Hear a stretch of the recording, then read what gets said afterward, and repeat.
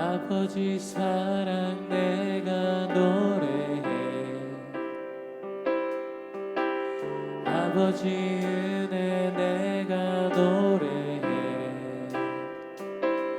그 사랑 변함없으신 거짓없으신 성실하신 그 사랑.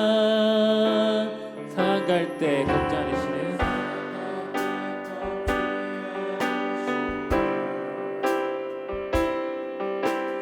꺼져가는 등불 끄지 않는 그 사랑 변함없으신 거짓없으신 성실하신 그 사랑.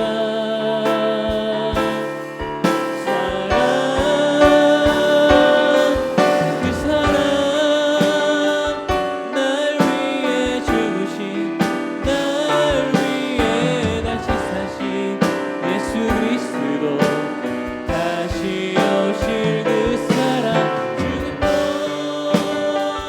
생명도 천사도 하늘의 어떤 권세도 끊을 수 없는 영원한 그 사랑 예수. 아버지 사랑 아버지 사랑 내가 노래해. 아버지 은혜 내가 노래해. 아버지 은혜 내가 노래해. 그 사랑 변함없으신 거짓없으신 성실하신 그 사랑. 상한 갈 때 꺾지 않으시는 꺼져가는 등불 끄지 않는 그 사랑 변함없으신 거짓없으신 성실하신 그 사랑.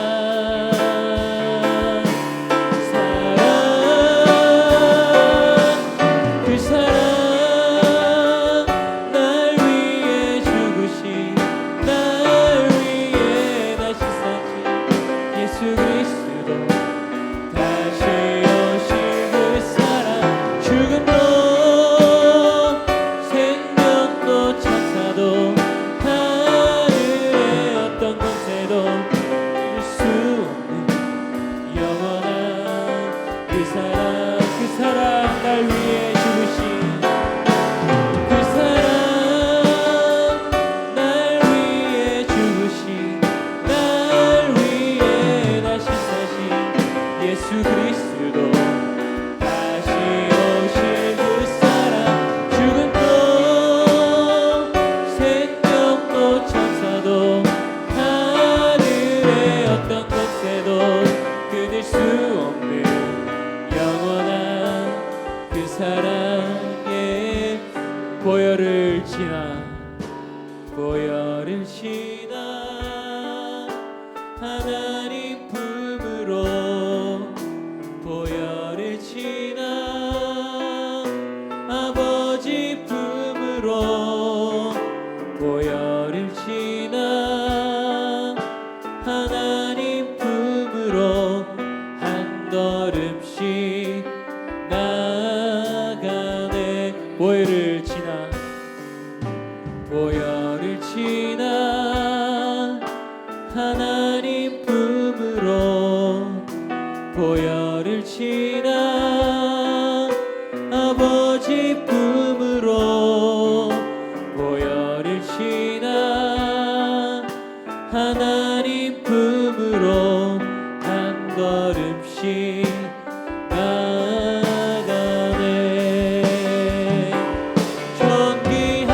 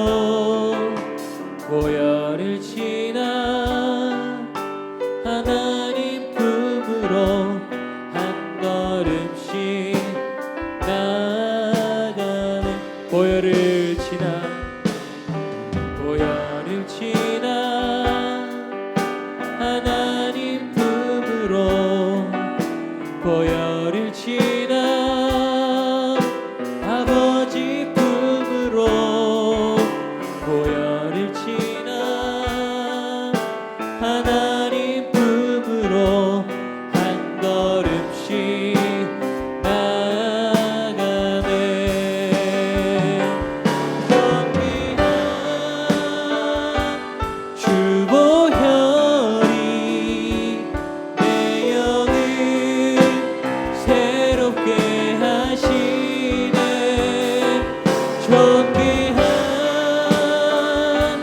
주 보혈이 내 영을 새롭게.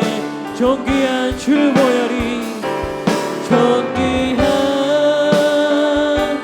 주 보혈이 내 영을 새롭게 하시네. 존귀한 주 보혈이 내 영을 새롭게 하네.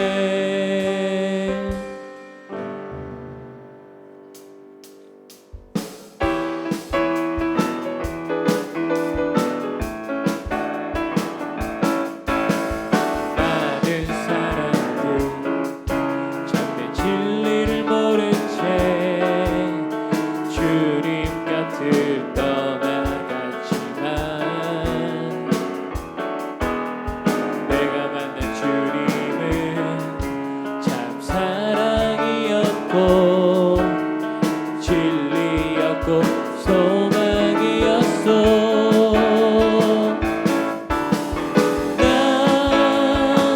예수가 좋다오. 나 예수가 좋다오. 주를 사랑한다던 베드로 고백처럼 나 예수를 사랑한다.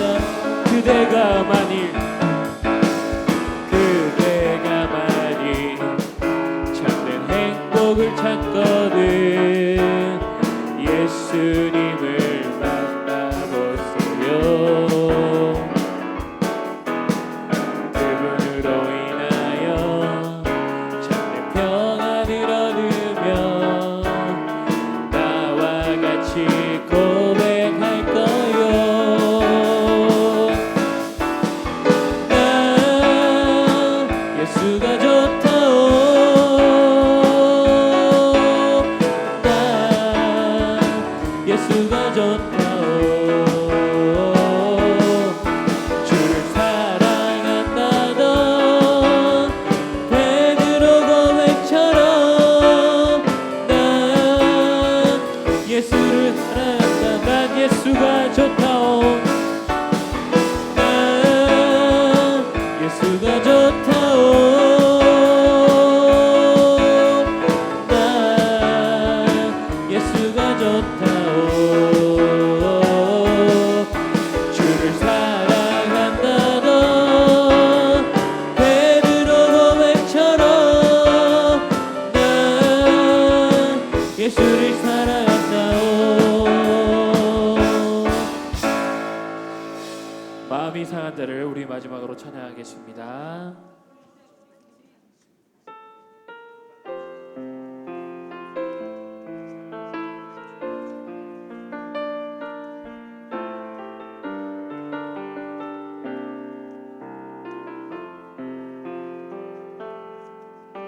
마음이 상한 자를 고치시는 주님, 하늘의 아버지 날 주관하소서. 주의 길로 인도하사 자유케 하소서. 새 일을 행하사 부케 하소서. 의의 주리고 목이 마르니 성령의 기름 부소서.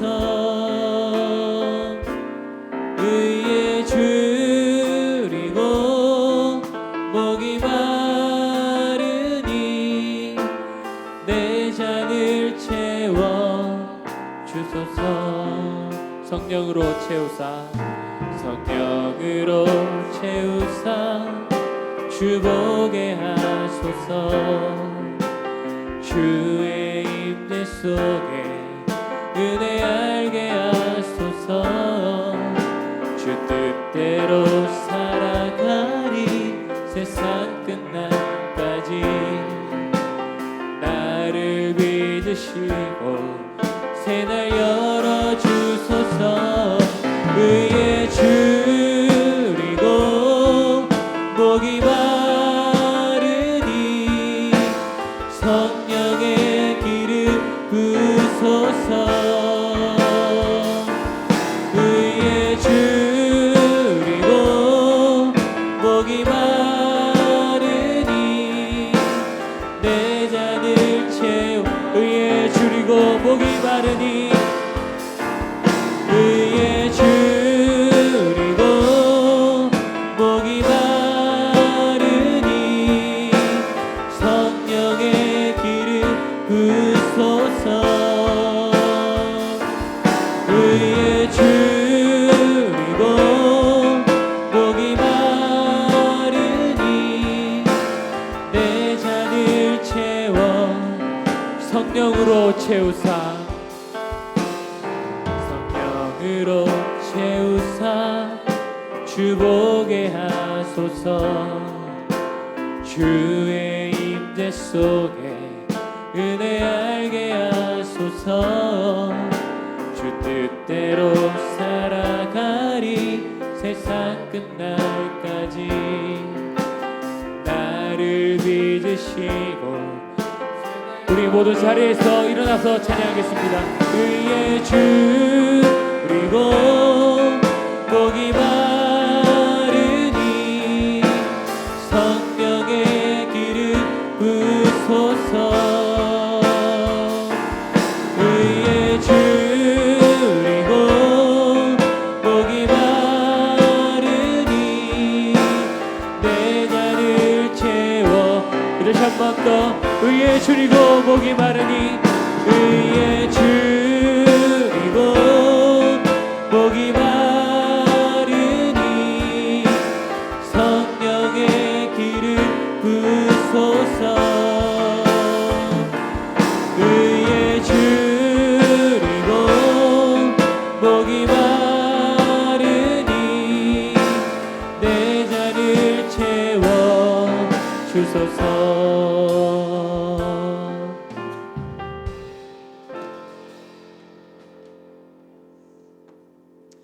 앞뒤좌우로 인사하시겠습니다. 사랑하며 축복합니다. 할렐루야. 그의 성소에서 하나님을 찬양하며 그의 권능의 궁창에서 그를 찬양할지어다.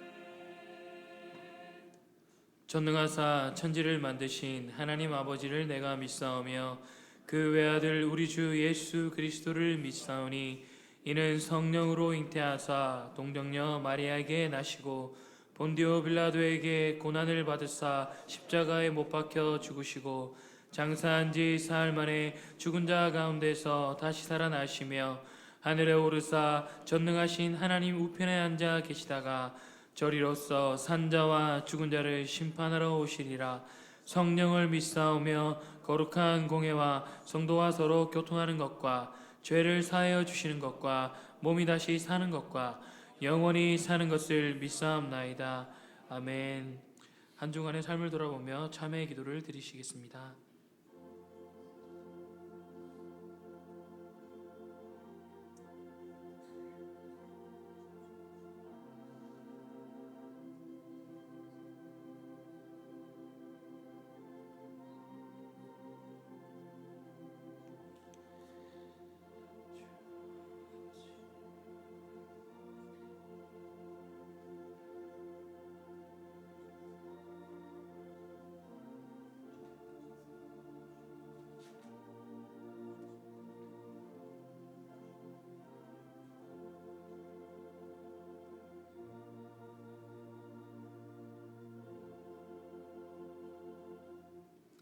사죄의 선언입니다. 만일 우리가 우리 죄를 자백하면 그는 미쁘시고 의로우사 우리 죄를 사하시며 우리를 모든 불의에서 깨끗하게 할 것이요. 아멘.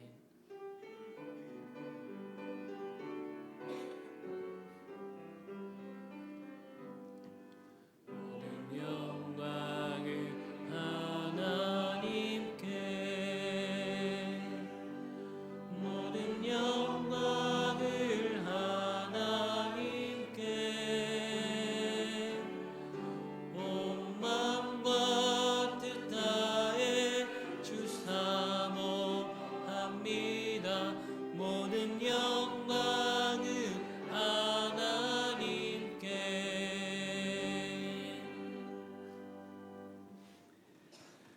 제 일은 너는 나 외에는 다른 신들을 내게 두지 말라.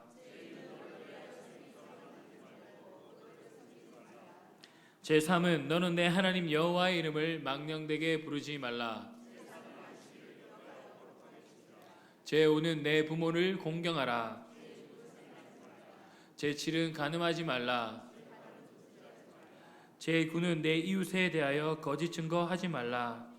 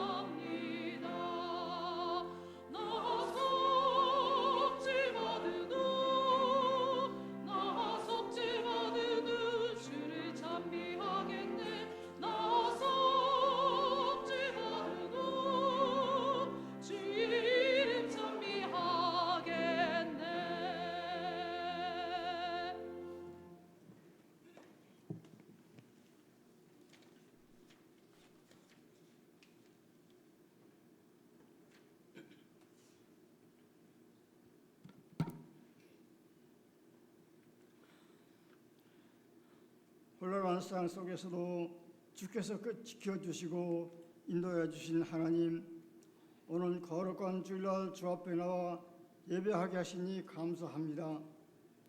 지난 한 주일 동안 지나면서 말씀대로 바로 거하지 못하고 썩어져가는 옛 구습을 쫓는 삶을 살았음을 고백합니다. 용서해 주시고 십자가의 보혈로 깨끗이 씻어 정결케 하여 주시옵소서. 항상 깨끗한 심령으로 주를 예배하며 찬양하게 도와주시옵소서. 한일교회가 영원 구원하여 주님을 기쁘시게 하는 교회로 세워주심에 감사드립니다. 한일교회를 통하여 지역사회의 복을 받고 이 나라와 민족의 복을 받게 하시옵소서. 하나님 아버지, 김석규 담임 목사님 여기까지 인도해 주시고 연약한 부분을 회복해 주신 주님 감사드립니다. 아직도 연약한 부분이 있사오니 주님 치료해 주셔서 강건케 하시고 주의 재단에서 힘있게 말씀 선포하실 수 있도록 도와주시옵소서. 또한 한일의 건설 중에도 육신의 연약함으로 고통 중에 있는 저들 주님의 피 묻은 손으로 안찰해 주셔서 강건케 하시고 건강한 몸으로 주 일에 더욱 힘쓰게 하시옵소서. 하나님 아버지, 이 나라와 민족을 긍휼히 여겨 주시옵소서.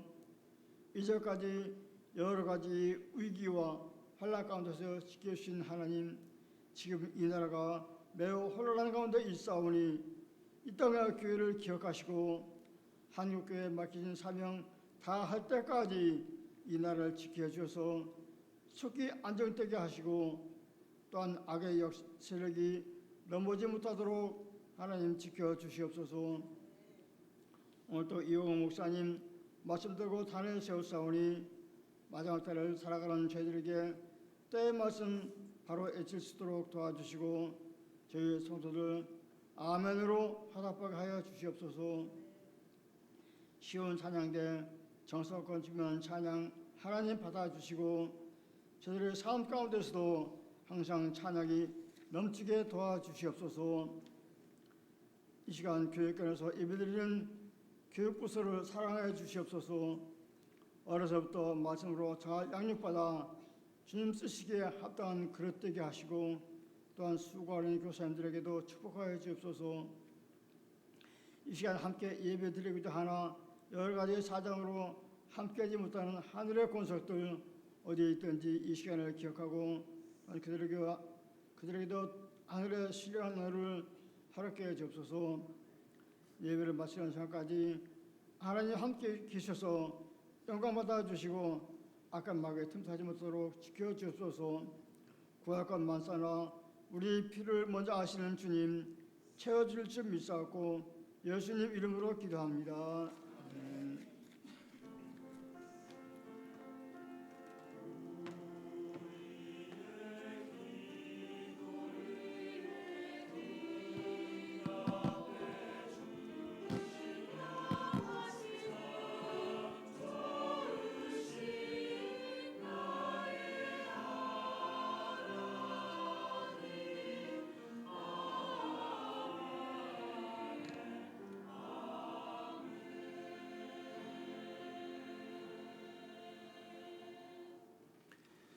오늘 우리에게 주시는 하나님의 말씀은 마태복음 5장 1절에서 7절까지의 말씀입니다.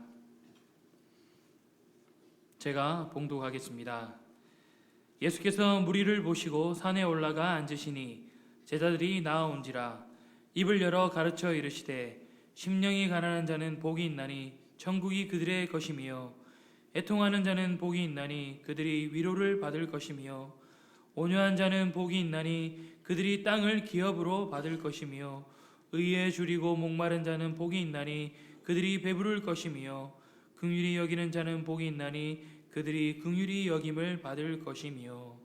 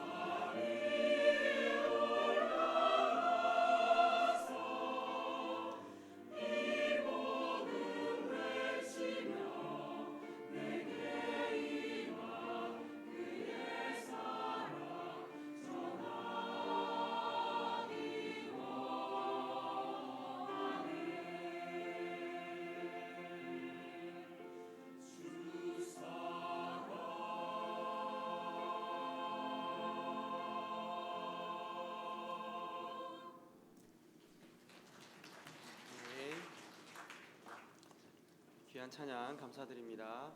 우리 옆에 분들에게 한번 이렇게 인사하기를 원합니다. 하늘의 복이 임하는 시간 되기를 축복합니다. 이렇게 인사하겠습니다. 시작.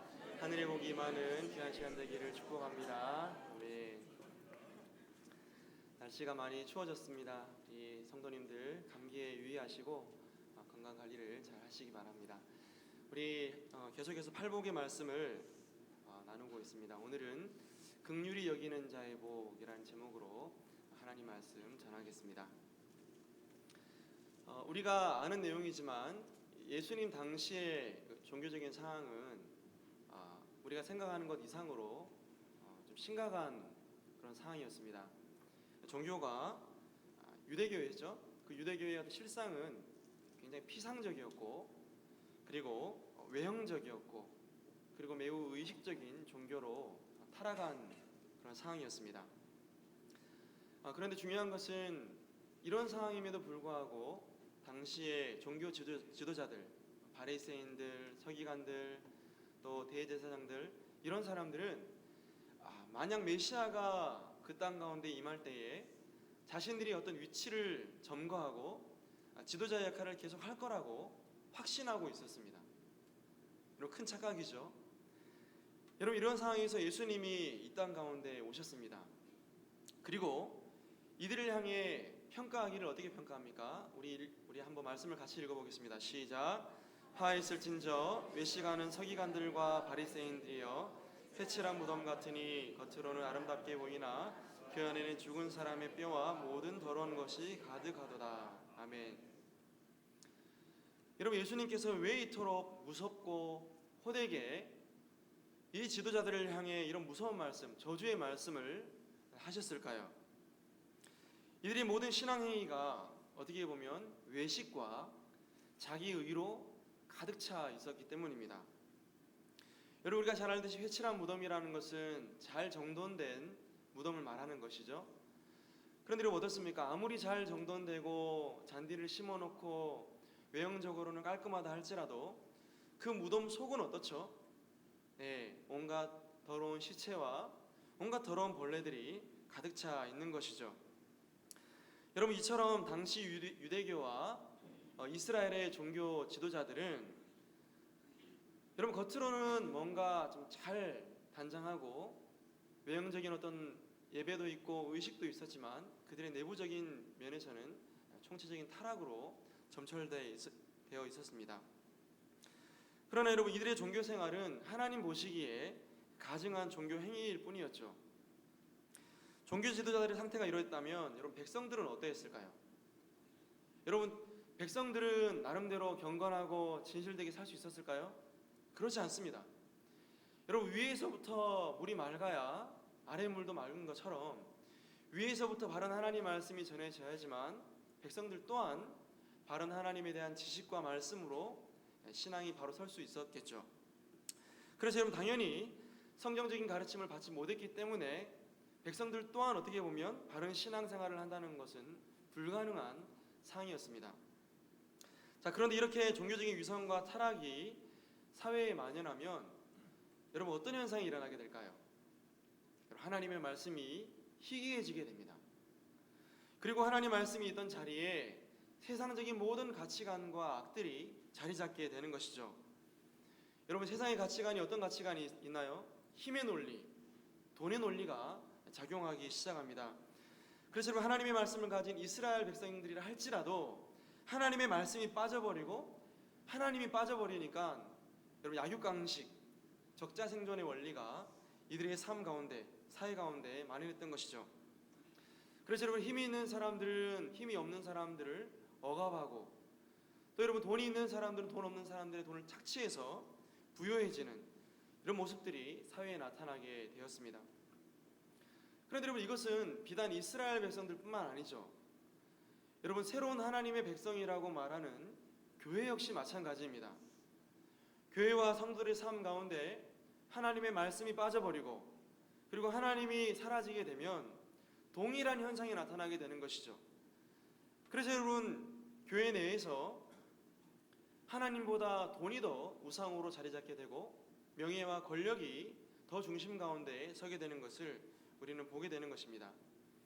여러분, 그런 의미에서 우리 신앙을 한번 돌아볼 수 있기를 원합니다. 만약 지금 우리가 이렇게 예배 드리고 있지만 정말 예배의 유일한 대상이신 하나님이 빠져버리고 그 자리 가운데 다른 것들이 자리 잡는다면, 여러분, 그런 것들 가운데 어떤 것들이 있을까요? 하나님을 예배해야 되는 그 대상이신 하나님이 빠져버리고 말 그대로 여러분 우리의 소원이나 우리의 요구가 마치 하나님을 움직일 수 있다라고 생각한다면 여러분 우리의 예배는 우상 숭배를 하는 행위가 될 것입니다.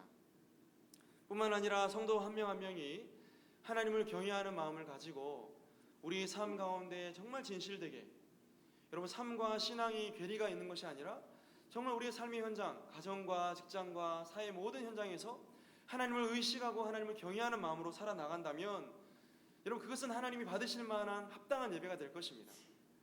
그러나 반면 우리의 삶의 모습과 우리 신앙의 모습이 괴리가 있게 살아나간다면 여러분 이것 또한 위선적인 행위가 되고 말 것입니다. 여러분 이렇게 우리의 신앙의 모습에 종교적인 형식만 남아있고 자기의 의를 드러내기 위한 수단으로 우리가 신앙생활을 하게 된다면 어찌 보면 우리가 예배를 드리면 드릴수록 우리는 더욱더 큰 죄악을 하나님께 짓는 것이라고 할 수 있을 것입니다. 여러분 그렇다면 하나님께서 받으실 만한 그리스도인의 삶이란 어떤 삶일까요? 오늘 우리가 함께 읽은 말씀으로 그 해답을 찾기를 원합니다. 여러분 오늘 말씀에서 하나님 기뻐하시는 삶이 어떤 삶이라는 것을 가르쳐주고 있는데요, 우리가 계속해서 살피고 있는 말씀이 팔복의 말씀이지 않습니까? 여러분 팔복의 말씀은 그리스도인의 삶의 핵심적인 원리입니다.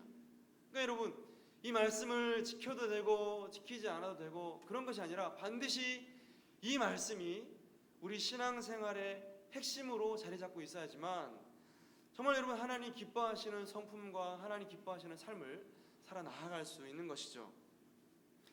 여러분 그러나 우리가 오해하지 말아야 될 것이 있습니다. 여러분 무엇이냐면요, 이 팔복의 성품을 구원에 이르는 조건으로 삼아서는 안 된다라는 것입니다. 여러분 이렇게 열심히 팔복의 말씀을 추구하면서 이렇게 팔복의 주님 말씀하시는 이 성품을 우리가 갖출 때에 구원을 받는다, 이게 아니라는 것입니다.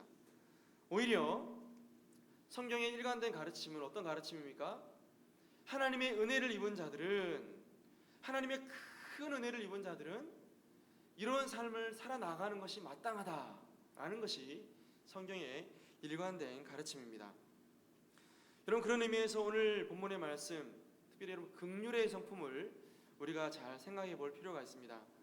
우리 여러분 지난 시간 동안 배웠던 것들을 한번 복습을 한번 하기를 원하는데요, 여러분 사다리의 비유를 들었습니다. 이 말씀은 찰스 스펄전 목사님께서 주장하시는 말씀인데요, 저도 이 말씀에 동의를 합니다. 여러분 먼저 여러분 심령이 가난한 자를 생각해 보았죠. 심령이 가난한 자는 하나님 앞에서 나 자신이 아무것도 아니라는 것을 인정하는 사람입니다. 그러니까 내 능력과 내 노력과 나의 어떠함으로 결코 하나님이 인정하시는 의의 수준에 이룰 수 없다는 것을 철저하게 인식하고 날마다 하나님 앞에 자신의 무능함을 인정하고 엎드리는 자가 바로 심령이 가난한 자다라고 말씀을 드렸습니다.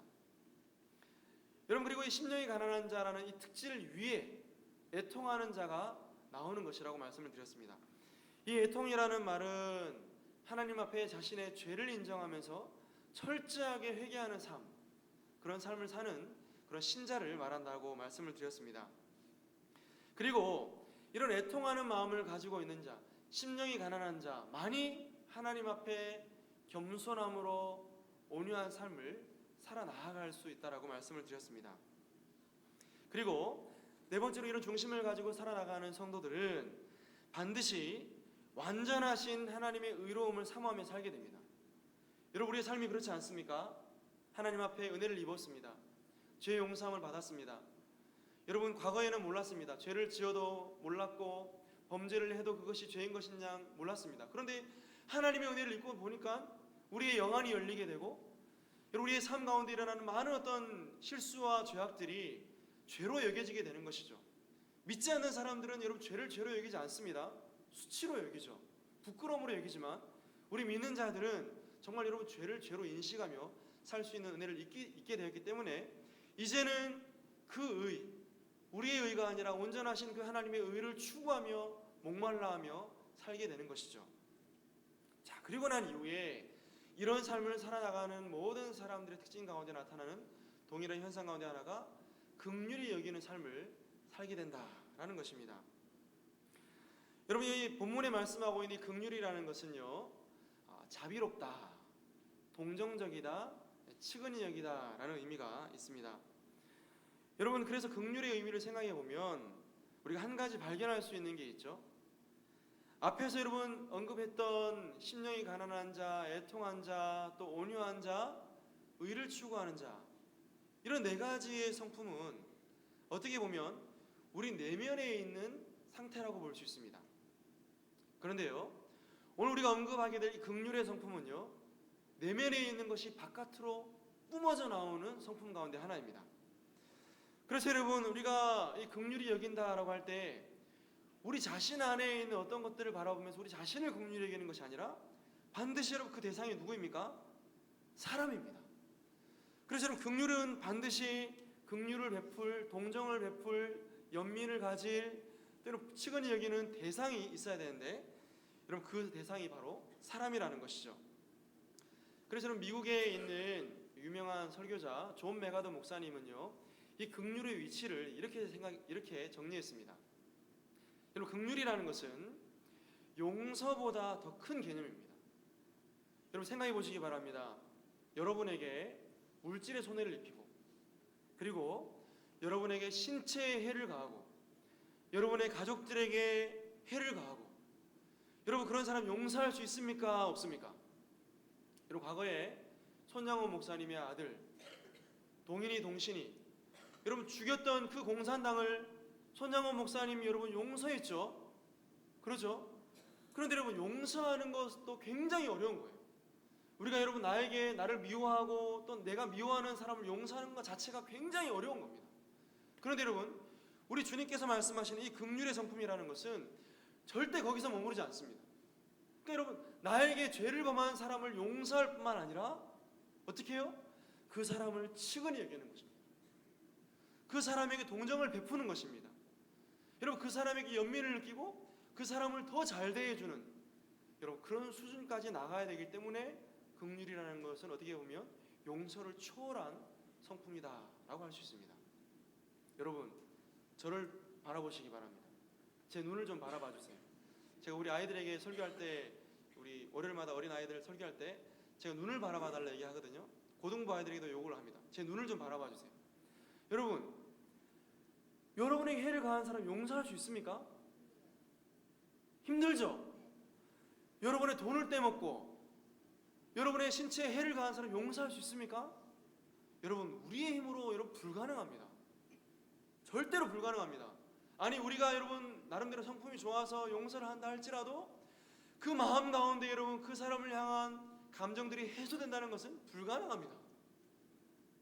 여러분, 과거에 여러분 저의 이빨을 빠뜨렸던 김성철이, 여러분 지금도 여러분 생각하면 여러분 이가 갈리는데요. 그런데요, 용서할 수 있는 근거가 있습니다. 여러분, 그 근거가 무엇일까요? 하나님의 사랑입니다.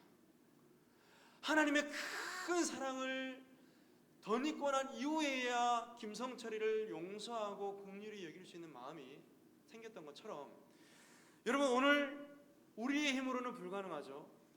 우리의 노력으로는 도저히 이것은 있을 수가 없는 일이지만 하나님의 은혜를 입은 자만이 우리에게 해를 가하는 그런 죄인들을 향해 용서 이상의 긍휼을 베풀 수 있다는 사실을 기억할 수 있기를 원합니다. 그런 의미에서 긍휼이라는 이 성품은요, 우리가 가지는 성품이 아니에요. 하나님이 주시는 여러분 신적인 성품이라는 사실을 기억할 수 있기를 원합니다. 그리고 여러분, 반드시 이 용서는요, 사랑이 전제가 되어 있는, 이 긍휼이라는 것은 사랑이 전제가 되어 있는 용서라는 것을 기억할 수 있기를 원합니다. 여러분, 예수님의 사역을 한번 가만히 보시기 바랍니다. 하나님의 아들이신 예수님께서 이 땅에 오셔서 여러분 무슨 일을 하셨나요? 여러분, 돈 많은 사람들, 권력 있는 사람들, 이 사람들과 연합해서 정권을 잡았습니까? 권력을 행사했습니까? 그렇지 않습니다. 여러분, 예수님의 사역을 보면 항상 주변에 보면 약한 사람들밖에 없었습니다. 가난한 자, 병든 자, 세리와 창녀, 여러분 심지어 날마다 하나님 앞에 범죄하는 그런 죄인들만 예수님 주변에 존재했죠. 그럼에도 불구하고 예수님은 죄인들을 찾아가십니다.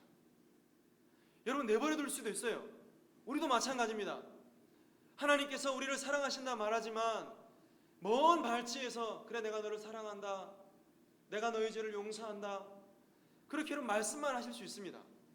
그런데 여러분 어떻게 했습니까? 우리 하나님께서 어떤 사랑을 베풀어 주셨죠? 여러분 말씀만 하지 않으셨습니다.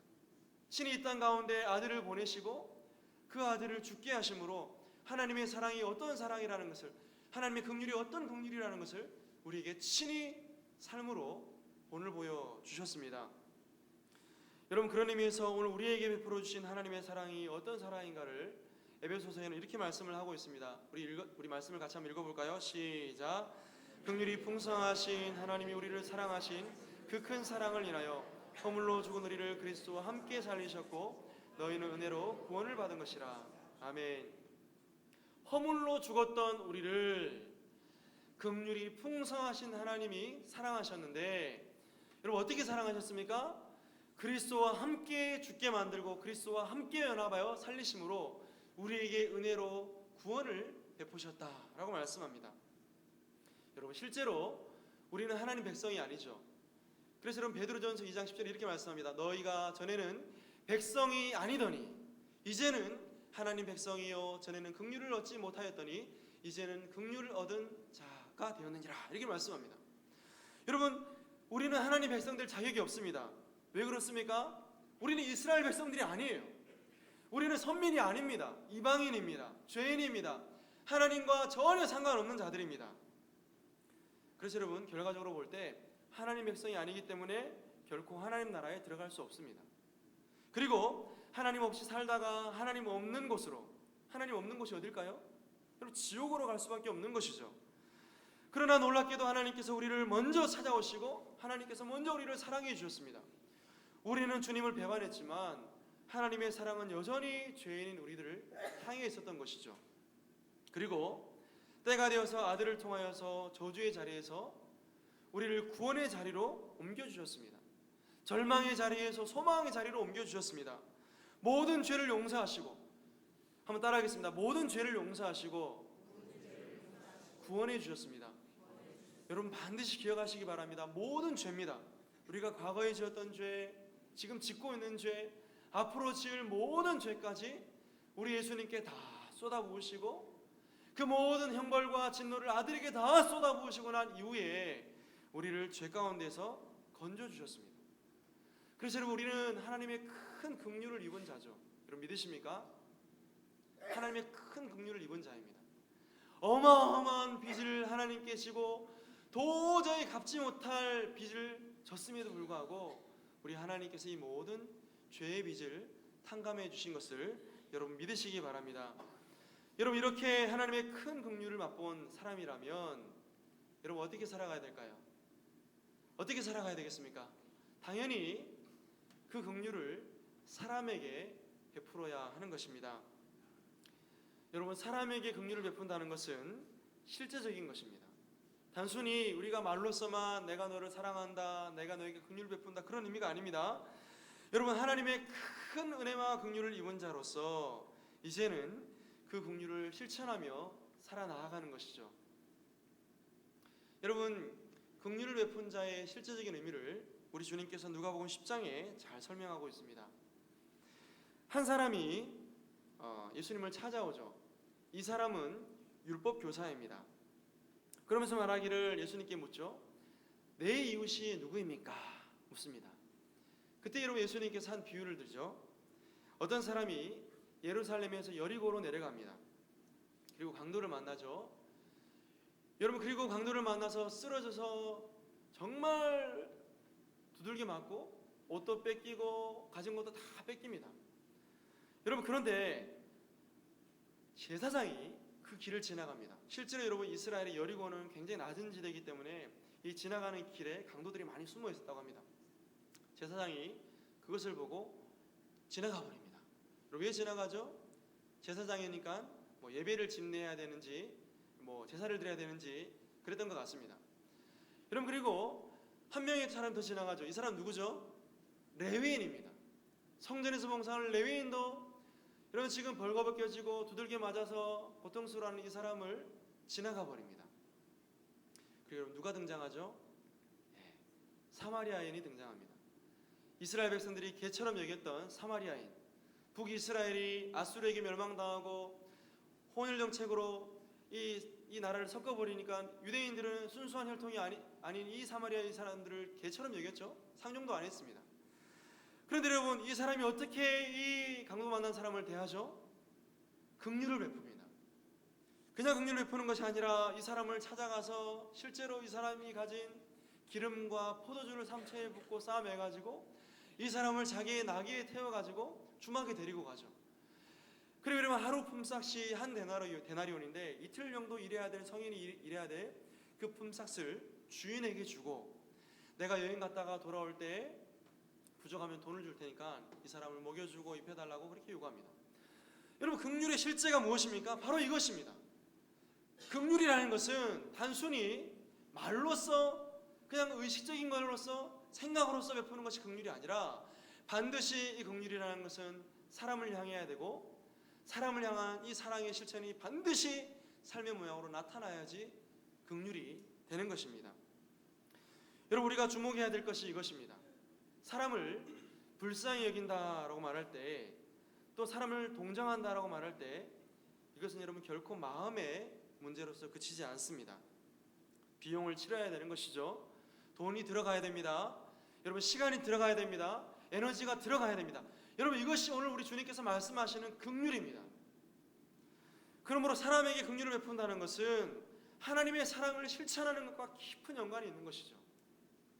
여러분, 앞에 말씀드린 네 가지의 특징, 하나님 앞에 심령이 가난하고, 정말 하나님 앞에 우리의 죄로 말미암아 애통하고, 또 그 애통하는 마음이 하나님을 향해 온유하고 사람을 향해 겸손하고, 더 나아가서 여러분 더 하나님 앞에 의롭게 살기 위해서 몸부림치고, 그런 삶의 모양이 어떻게 해요?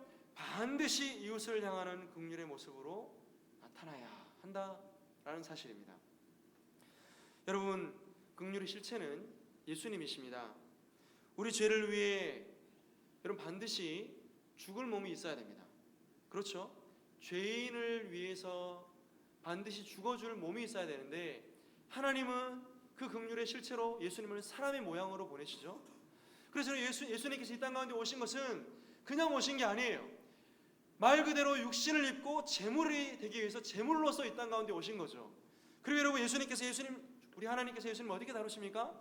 하나님의 공의를 만족시키기 위해서 그 예수님의 몸을 제물로 사용하십니다. 십자가에 못 박죠. 못 박은 예수님이 어떤 일을 행하십니까? 하나님 모든 진노를 다 쏟아부으심으로 말미암아 결국 예수님은 제물로서 친히 죽임을 당한 것입니다. 그러므로 주 안에 사랑하는 성도 여러분, 긍휼이라는 것은 반드시 사람을 향해야 되는데, 그 사람을 향해 물심양면의 노력이 있어야 됩니다. 여러분, 혹여나 여러분에게 정말 여러분 물질의 해를 가한 사람들이 있습니까? 여러분, 정말 여러분에게 신체의 해를 가한 사람들이 있습니까? 여러분, 그런 사람들에게 용서와 긍휼을 베풀어야 되는데, 그 긍휼은 반드시 물질과 행동으로 나타나야 된다는 사실을 기억할 수 있기를 원합니다. 하나님의 은혜를 입은 모든 사람들은 긍휼의 사람이었죠. 여러분, 아브라함을 보시기 바랍니다. 아브라함이 창세기에 보면 여러분 정말 하나님의 약속이 아브라함에게 다 주어졌잖아요. 그런데 아브라함의 조카 롯이 좋은 땅을 선택합니다.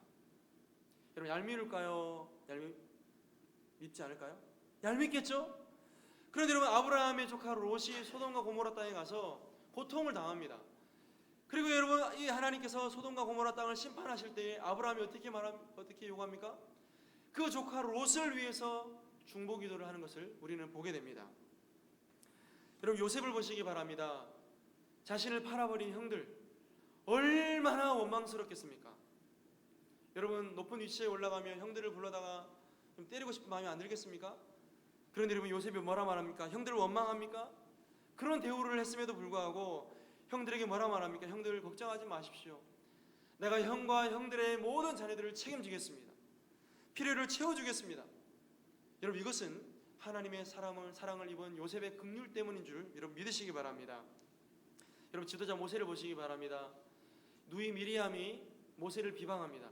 하나님이 세우신 지도자입니다. 여러분, 이스라엘의 영도자입니다. 여러분, 이런 미리암을 하나님께서 어떻게 심판하십니까? 문둥병이 바르도록 하나님이 심판하십니다. 그런데 여러분, 이때에 그냥 두면은 공동체가 두려워서 이스라엘 백성들이 더욱 모세를 따르고 하나님 말씀을 따랐을 것입니다. 그런데 여러분, 민수기 12장 13절을 보니까 모세가 하나님께 간절히 기도합니다. 하나님이여, 원하건대 그를 고쳐 주옵소서. 여러분, 이렇게 외친 것 또한 모세의 긍휼 때문입니다. 하나님의 은혜를 입은 자로서 자신을 향해 대적하고 원망하는 그런 사람들을 향한 긍휼 때문입니다. 여러분, 다윗을 보시기 바랍니다. 여러분, 다윗은 사울의 시기로 말미암아 쫓기는 신세가 되었습니다. 그런데요, 사울을 죽일 두 번의 기회가 있었습니다. 여러분, 저 같았으면 여러분 사울을 죽여버렸을 것 같아요. 그럼 여러분, 내가 왕이 되니까. 그런데 여러분, 다윗이 어떻게 했죠? 사울을 두 번이나 죽일 기회가 있었음에도 불구하고 용서해 줍니다. 용서해 주다 못해 긍휼을 베풀어 줍니다. 여러분, 이것이 하나님의 사람들에게 나타나는 공통적인 특징이라는 사실을 기억할 수 있기를 원합니다. 주 안에 사랑하는 성도 여러분, 혹여나 교회 생활을 하면서 또 교회 밖에서 우리의 자존심에 여러분 치명적인 타격을 가하고 우리의 신체와 우리의 재산에 해를 가한 사람들이 여러분 주변에 있습니까? 그럼에도 불구하고 우리는 그들을 긍휼히 얘기해야 될 줄 믿습니다. 호의를 베푸시길 바랍니다. 여러분, 감당할 수 없다면 하나님께 기도하시기 바랍니다. 용서의 차원에서 머무르는 것이 아니라 더 나아가서 하나님 그들을 불쌍히 여길 수 있는 마음을 달라고 간절히 기도할 수 있는 우리 모두가 될 수 있기를 간절히 소망합니다. 여러분, 왜냐하면 왜 우리가 이렇게 해야 되냐면 우리는 장차 하나님 나라의 백성으로서 하나님의 성품을 가지고 장차 하나님 나라에 들어가게 될 그런 존재이기 때문에 우리는 당연히 이런 삶을 살아가야 되는 것입니다. 여러분, 우리 안에 형제 사랑하는 마음이 없습니까? 형제를 사랑하고 싶지만 형제를 미워하는 마음이 우리 안에 가득합니까? 여러분, 그렇다면 여러분 굉장히 두려워하셔야 됩니다. 경각심을 가지셔야 됩니다. 여러분, 말씀을 한번 읽어볼까요? 요한일서 말씀입니다. 시작. 누구든지 하나님을 사랑하노라 하고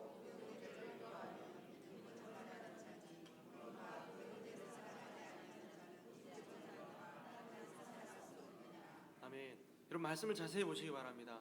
하나님을 사랑한다 말하는 사람들은 교회 안에 많이 있습니다. 그러나 정말 여러분, 나를 미워하고 또 내가 마땅히 미워해야 될 형제를 향해서 사랑하지 못하는 그것은 거짓말하는 것이다 라고 말씀합니다. 여러분, 이것은 오늘 이 시대를 살아가는 우리에게 경각심을 주는 말씀입니다.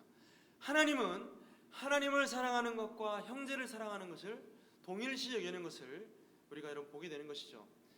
여러분, 요한일서 말씀 또 다른 말씀 같이 읽어볼까요? 시작. 그 형제를 미워하는 자마다 살인하는 자니 살인하는 자마다 영생이 그 속에 거하지 아니하는 것을 너희가 아는 바라. 그가 우리를 위하여 목숨을 버리셨으니 우리가 이로써 사랑을 알고 우리도 형제들을 위하여 목숨을 버리는 것이 마땅하니라. 여러분, 예수 그리스도께서 우리를 위해서 자신의 몸을 버려서 십자가에서 죽으셨기 때문에 우리 또한 형제들을 위해서 헌신하고 수고하고 희생하는 것이 마땅하니라 라고 말씀합니다. 반면 여러분, 그런 삶을 살지 못하고 형제를 미워하고 사람을 미워하는 것 자체가 오늘 성경은 살인하는 자다 라고 말씀합니다. 여러분, 이 말씀이 오늘 우리의 마음 가운데 경각심을 울리는 말씀이 될 수 있기를 원합니다. 여러분, 왜냐면 왜 이 말씀이 중요하냐면요, 이렇게 여러분 살인하는 자마다 영생이 그 속에 거하지 아니하는 증거이기 때문입니다. 굉장히 두려운 말씀입니다. 여러분, 그러므로 교회 내에서는 어떤 누구라 할지라도 미워하는 자가 있으면 안 됩니다. 누구는 누가 맞고 누구는 누가 맞지 않고, 아니 여러분, 그리스도께서 하나 되게 하신 이 교회 안에 어떻게 여러분 그런 삶을 살 수 있습니까? 그런 삶을 살 수 있는 성도가 있을 수 있습니까? 여러분, 그것은 하나님이 원하시는 바도 아니요 하나님이 기뻐하시는 바가 아니라는 것을 믿을 수 있기를 간절히 소망합니다. 그런 의미에서 여러분, 그리스도인의 삶이라는 것은 굉장히 독특한 삶입니다. 여러분, 이것은 제3의 인류입니다.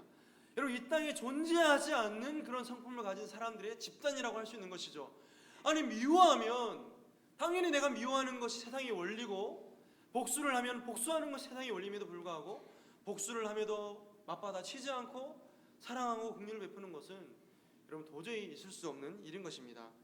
그런 의미에서 형제나 타인을 긍휼히 여긴다는 것은 여러분 하나님의 성품입니다. 그리스도의 마음이고 그리스도의 삶이라는 사실을 기억할 수 있기를 원합니다. 둘째로, 여러분 사람을 사랑하는 것뿐만 아니라 반드시 하나님의 은혜를 입은 사람들은 피조 세계에 긍휼을 베풀어야 됩니다. 여러분, 이 말은 무슨 말이냐면 단순히 사람 사랑하는 것 이상으로 우리가 하나님께서 창조하신 이 모든 피조 세계를 사랑해야 된다는 말이죠. 누구도 사랑해야 될까요? 개도 사랑하고, 고양이도 사랑하고, 또 하나님께서 만드신 자연도 사랑하고. 여러분, 그런 의미에서 여러분 그리스도인은요, 단순히 여러분 이 땅 가운데 죄가 들어오고 난 이후에 회복해야 될 대상을 사람으로만 국한시키지 않습니다. 왜냐면요, 장차 하나님께서 회복시키실 그 대상은 온 만물입니다. 모든 우주를 하나님께서 회복시키시기 위해서 여러분 그리스도를 보내셨기 때문에 우리가 회복해야 될 대상 또한, 우리가 긍휼을 베풀어야 할 대상 또한 온 세상 만물이 되는 것이죠. 그러므로 우리는 하나님께서 창조하신 모든 세상을 향해서 긍휼의 마음으로 대할 수 있기를 원합니다. 여러분, 말씀을 맺겠습니다. 자, 그렇다면 이렇게 사람을 긍휼히 여기고 또 세상을 긍휼히 여기는 사람에게 베풀어 주시는 그 하나님의 복이 어떤 복입니까? 우리 말씀을 한번 같이 읽도록 하겠습니다. 시작. 그들이 긍휼히 여김을 받을 것이며, 그들이 긍휼히 여김을 받을 것이며. 여러분, 이 말씀은 내세는 물론이고 현세에도 베풀어 주시는 하나님의 복이라는 사실을 믿을 수 있기를 원합니다. 여러분, 시편 41편 말씀인데요, 같이 읽어볼까요? 시작. 가난한 자를 보살피는 자에게 복이 있으며 재앙의 날에 여호와께서 그를 건지시리로다. 여호와께서 그를 지키사 살게 하시리니 그가 이 세상에서 복을 받을 것이라. 아멘. 가난한 자, 힘없는 자, 약하고 병든 자를 보살피는 자에게는 재앙의 날에, 환난의 날에 하나님께서 친히 그 사람을 건지실 것이다 말씀합니다. 그리고 하나님께서 이 땅 가운데 살아가는 동안 복을 주실 것이다 라고 약속하고 계십니다. 여러분, 이 말씀은 구약의 말씀이지만요, 신약에도 동일하게 적용됩니다. 왜냐하면요, 우리 예수님께서 이 말씀을 하셨거든요. 주라 그리하면 너에게 줄 것이니 곧 후히 되어 누르고 흔들어 넘치도록 하여 너희에게 안겨주리라. 너희가 헤아리는 그 헤아림으로 너희도 헤아림을 도로 받을 것이니라. 아멘. 친히 이 땅을 살아나가는 동안 많은 사람들에게 긍휼을 베풀고 사랑과 용서를 베푸는 자에게 우리 주님께서 친히 후회되어 누르고 흔들어 넘치도록 복을 주신다라고 약속하셨습니다. 그러므로 사랑하는 성도 여러분, 많은 사람들을 향해서 좋은 일들을 많이 할 수 있기를 원합니다. 우리에게 해를 가한 사람들에게도 용서와 긍휼을 베풀 수 있기를 원합니다. 그래야 할 때에 하나님의 복이 우리 가운데 임할 줄로 믿습니다.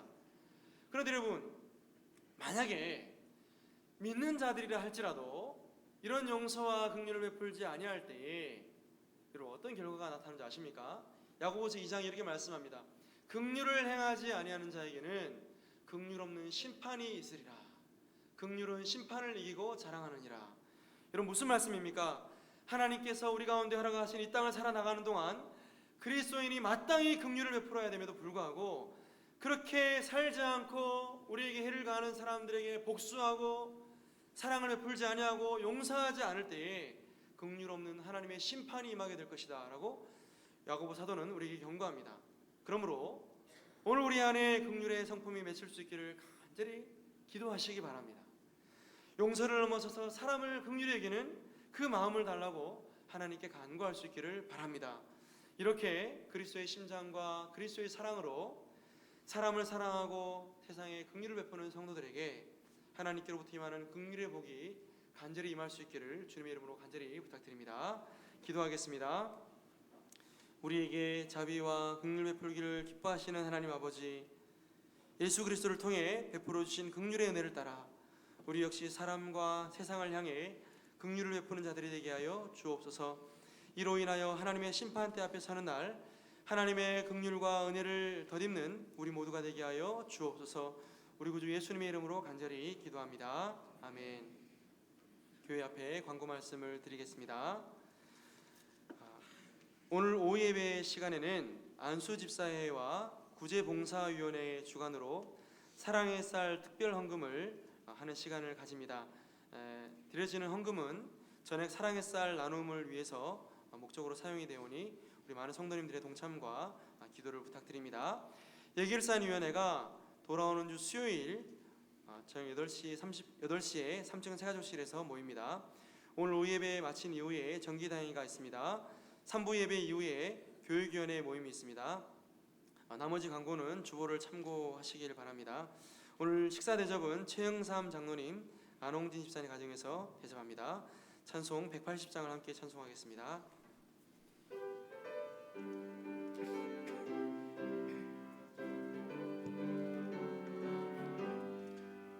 하나님의 나팔 소리 천지진 너갈 때에 예수 영광 중에 구름 타시고 천사들을 세계 만국 모든 곳에 보내어 구원받은 성도들을 모으리. 나팔 불 때 나이를 나팔 불 때 나이를 나팔 불 때 나이를 부를 때 잔치 참여하겠네. 무덤 속에 잠자는 자 그때 다시 일어나 영화로운 부활 승리 얻으리. 주가 택한 성도 모두 구름 타고 올라가 공중에서 주의 얼굴 배우리.